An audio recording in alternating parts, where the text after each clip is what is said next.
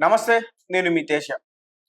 నిన్న ఒక వ్యక్తి వాట్సాప్ స్టేటస్ పెట్టి తన చెల్లిని చంపేసి తర్వాత అతను కూడా ఆత్మహత్య చేసుకొని చనిపోయాడు.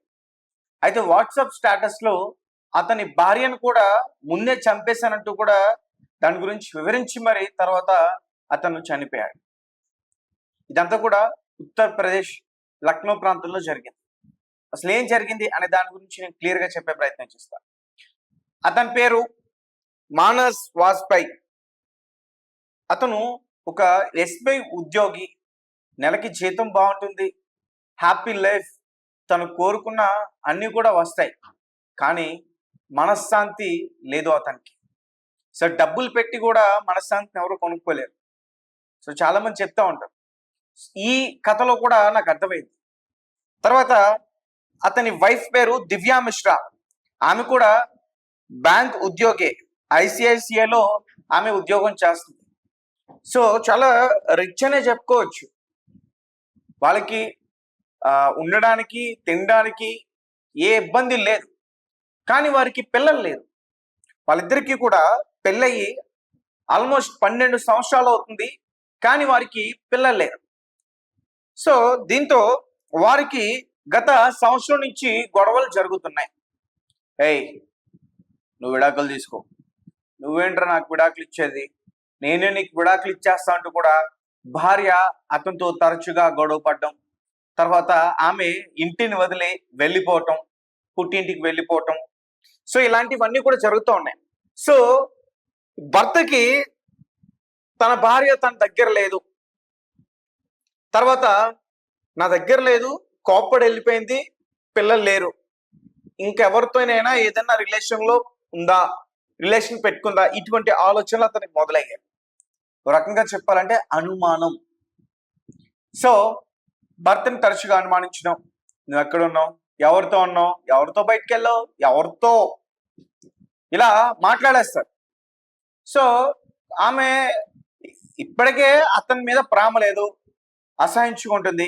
సో ఇలాంటివి మాట్లాడిన తర్వాత ఇంకా అసలు అతని జీవితంలో ఊహించుకోగలుగుతుందా?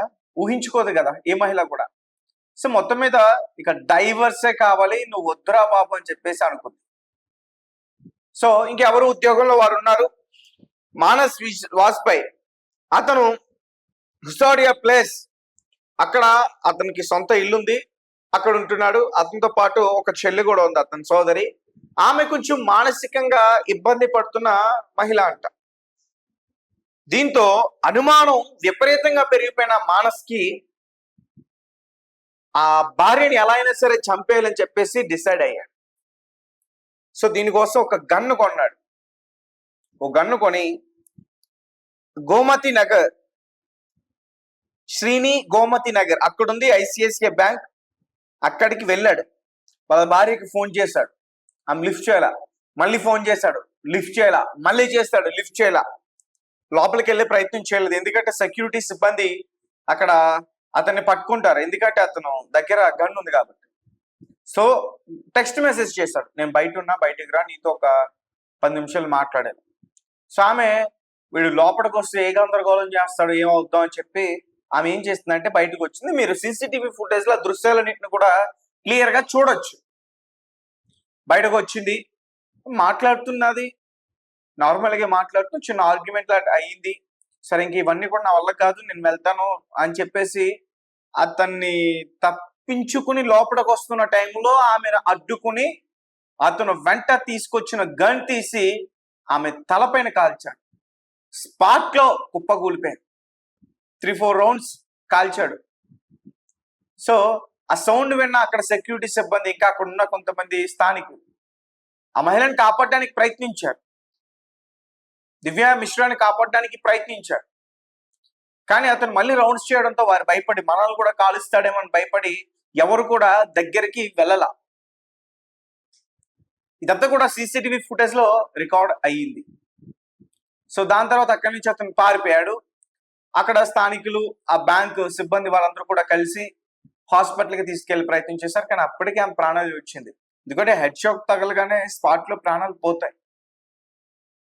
తర్వాత సుమారు ఒక 40 నిమిషాలు తర్వాత మళ్ళీ అతని చెల్లెని కూడా చంపేశాడు. ఇక్కడ ఎగ్జాక్ట్ గా క్రైమ్ 12 గంటలకు జరిగింది నిన్న.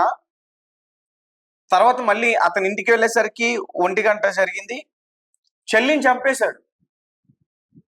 చెల్లిని ఎందుకు చంపేశాడంటే భార్యని చంపేశాడు. భార్యని చంపేసిన తర్వాత అతను ఎలా అయినా సరే పట్టుకుంటారు, పోలీసులు అరెస్ట్ చేస్తారు, తీసుకెళ్తారు. అతను లేకపోతే అతని చెల్లి ఉండలేదు, ఆ మానసిక స్థితి బాలేదు కాబట్టి.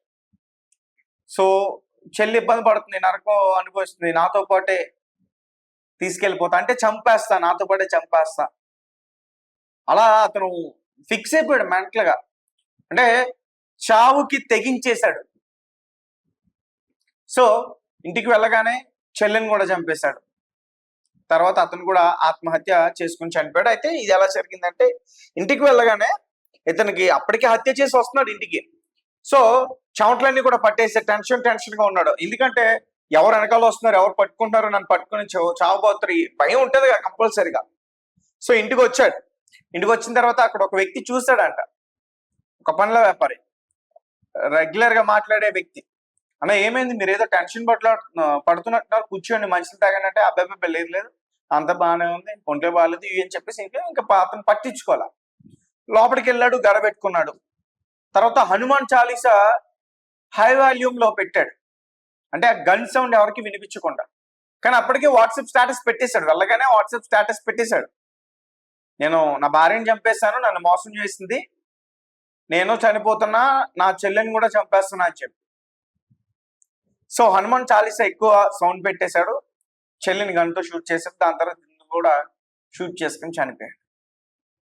తర్వాత ఆ సౌండ్ వచ్చింది బయటికి, ఏంటి అసలు ఏం జరుగుతుందని చెప్పి అక్కడున్న స్థానికులు వెళ్ళి ఆ డోర్ తెరిచి చూస్తే తీవ్ర రక్తస్రావ మడుగులు వారికి కనిపించారు. ఒక పక్క హనుమాన్ చాలీసా మోగుతూనే ఉంది, ఇంకో పక్క వీళ్ళు చనిపోయిన ఆ శవాలు కూడా కనిపించాయి. సో ఇది నిన్న లక్నోలో జరిగింది. అంటే చాలా మంది ఇక జీవితంలో అన్నీ కోల్పోయాం, అందరికీ మన గురించి తెలిసిపోయింది, ఇక మనం ఉండి ప్రయోజనం ఏంటి, మనకి చావు ఒకటే దిక్కు, చచ్చిపోతే అన్ని సర్దుకుంటాయి, ఇలా చాలా మంది ఆలోచిస్తారు. అది చాలా చాలా తప్పు. చనిపోతే అన్ని పరిష్కారాలు అయిపోవు, బ్రతుకుంటేనే అవుతాయి. బ్రతుకున్నప్పుడే అన్నిటికీ పరిష్కారాలు దొరుకుతాయి. సో భార్య డైవర్స్ తీసుకుని వెళ్ళిపోతే ఆ లైఫ్ అక్కడితో అయిపోయినట్టు కాదు, చాలా లైఫ్ ఉంది. అతనికి 38-40 సంవత్సరాలు అంటారు, ఇంకొక 6 ఏళ్ళు బతకాలి, మళ్ళీ పెళ్లి చేసుకోవచ్చు, పిల్లల్ని కానొచ్చు, కష్టమైన జాబ్ కాదు, మంచి గవర్నమెంట్ జాబ్, మంచి ఆదాయం వస్తుంది, హ్యాపీగా లైఫ్ ని లీడ్ చేయొచ్చు. బట్ అతను అంట డెప్త్ గా ఆలోచించలేకపోయాడు. అంటే శనికావేశం అంటారు కదా, చూసారా, అలాంటిది. ఆ టైంలో వాళ్ళు ఏం చేస్తున్నారో వాళ్ళకి తెలియదు, వారు అనుకున్నది అయిపోవాలి అంతే. Emotional fools. వీరికి చదువు ఉంటుంది, మంచి లోక జ్ఞానం ఉంటుంది, సంస్కారం ఉంటుంది, అయినా కానీ వీళ్ళందరూ కూడా ఎమోషనల్ ఫూల్స్. ముఖ్యంగా ఎక్కువగా ఇలా ఎంతో కష్టపడి ఐపీఎస్లు, ఐఏఎస్లు, ఎంఆర్ఓలు ఇలాంటి వాళ్ళు ఎక్కువగా సూసైడ్ అటెంప్ట్ చేస్తున్నారు. మీరంతా హార్డ్ వర్క్ చేస్తారు, మీ జాబ్ కొట్టడం కోసం ఎంత హార్డ్ వర్క్ చేస్తారు. సో అలాంటి వాళ్ళు ఒక చిన్న మిస్టేక్స్, ప్రతి ఒక్కరి జీవితంలో జరిగే మిస్టేక్స్, పేదవాడి దగ్గర నుంచి ఉన్నవాడి దగ్గర వరకు ప్రతి ఒక్కరి జీవితంలో ఏదో ఒక మిస్టేక్ జరుగుతుంది. మిస్టేక్ చేయకుండా ఎవడు ఉండలేడు. సినిమాలో డైలాగ్ ఉంటుంది, తప్పు చేయకుండా ఎవడు ఉండలేడు. ఈ భూమి మీద పుట్టినవాడు ప్రతి ఒక్కడు తప్పు చేస్తాడు, తప్పు చేయకపోతే ఆడు అసలు మహానుభావుడే కాదు, తప్పు చేసిన వాళ్ళందరూ కూడా మహానుభావులే. తప్పు చేస్తే దాన్ని సరిదిద్దుకోవాలి, అంతేగాని చనిపోకూడదు. సో బ్రతకాలి, బ్రతికి చూపించాలి. ఎవరి కోసం? సమాజం కోసమో, నీ కోసమో, ఇంకొకరి కోసం కాదు. నీకు జన్మనిచ్చిన తల్లిదండ్రుల కోసం, నీ మీద నమ్మకం పెట్టుకున్న వారి కోసం, వాళ్ళ కోసం బ్రతకాలి. నీ పిల్లల కోసం బ్రతకాలి, నీ భార్య కోసం కూడా బ్రతకాలి. భార్యతో సత్సంబంధాలు తెగిపోతే వారి తర్వాత ఎవరైతే ఉన్నారో వారి కోసం బతకాలి. 90-100 బతకాలి. నీ తల్లి తండ్రుల జనరేషన్ చూసావు, నీ యంగ్ జనరేషన్ ని చూసావు. నువ్వు జీవితం అంటే ఏంటో నీకు తెలుసు. నీకు పెళ్ళి అయితే నీ పిల్లలు పుడతారు, జనరేషన్ కూడా నువ్వు చూడాలి. వాళ్ళ పెద్దలు అవుతారు, వాళ్ళకి పిల్లలు పుడతారు, ఆ జనరేషన్ కూడా నువ్వు చూడాలి. అలా నీకు 90 ఏళ్ళు వస్తాయి. 90 ఏళ్ళు వచ్చిన తర్వాత మనం చనిపోకల్లా వృద్ధాప్యంతో భగవంతుడు మనల్ని తీసుకెళ్తాడు. సో ఇలా ఆలోచించండి. ప్రతి దానికి చావు ఒక్కటే పరిష్కారం కాదు. చనిపోతే అసలైన సమస్యలు అక్కడే మొదలవుతాయి. చనిపోతే అన్ని తీరిపోతాయని కూడా అసలైన సమస్య అక్కడే మొదలవుతుంది. So be careful. ఇలాంటి థాట్స్ ఉంటే, ఇలా ఒంటరిగా కూర్చుని వీటి గురించి ఆలోచిస్తే ఖచ్చితంగా మీరు కౌన్సిలింగ్ తీసుకోవాల్సిందే. సైకాలజిస్ట్ డాక్టర్స్ ని కలవండి, మంచి సలహాలు ఇస్తారు. ఇప్పుడు చాలా ప్లేసెస్ లో సెంటర్స్ వచ్చాయి.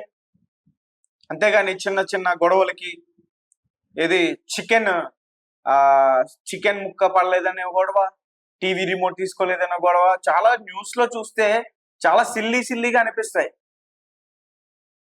నేను చికెన్ సరిగ్గా ఉండలేదని భార్యను చంపేస్తారు, లేకపోతే ఇంకోటి చాలా సిల్లీగా. అంటే ప్రతి చిన్నదానికి చంపేసుకుంటారా నీ మధ్య చాలా మంది. మీకోసం బతకండి. సమాజం కోసం బ్రతకడానికి మనకి వ్యవస్థలు ఉన్నాయి.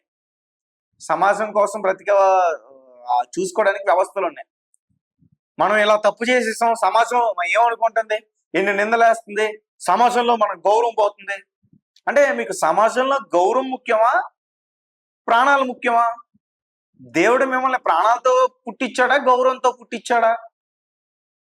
ఆ గౌరవం అవన్నీ కూడా మనం పెరిగే విధానం బట్టి వస్తాయి. గౌరవం పోయిందని, పరువు తీసేసిందని ఇటువంటి వాటికి తెగించకూడదు చావుకి. Be careful. Thank you so much.